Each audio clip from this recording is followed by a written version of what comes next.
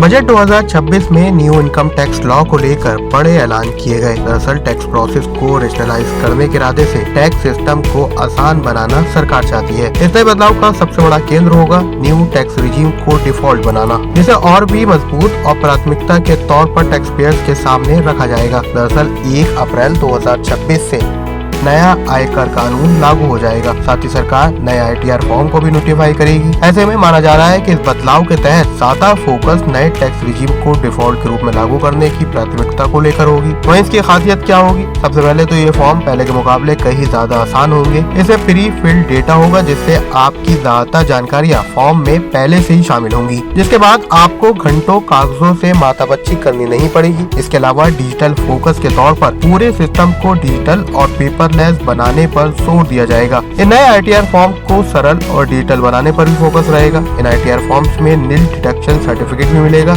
इससे online process और भी आसान हो सकेगी। इसके साथ ही टैक्स पेयर्स अब ऑटोमेटिक सिस्टम का इस्तेमाल कर अपना रिटर्न भी भर सकेंगे। अक्सर टैक्स भरते समय हमसे गलतियां हो जाती हैं। नए कानून में अपडेटेड रिटर्न भरने की प्रोसेस को भी काफी आसान बना दिया गया है। अब अगर आपसे पिछले ITR में नुकसान दिखाने में कोई चूक हो गई तो आप इसे कम करना चाहते हैं तो आप आसानी से अपडेटेड रिटर्न फाइल कर सकेंगे। कुल मिलाकर बजट 2026 का ये कदम टैक्स पेयर्स को पेचीदा नियमों से आजादी दिलाने और सिस्टम में पार्शलिटी लाने के लिए यानी ट्रांसपेरेंसी लाने के लिए लाया गया है। नियम अब आसान होंगे, फाइलिंग तेज होगी और तकनीक का भरपूर इस्तेमाल होगा, जिससे आपका ITR भरना बेहद आसान बन सकेगा।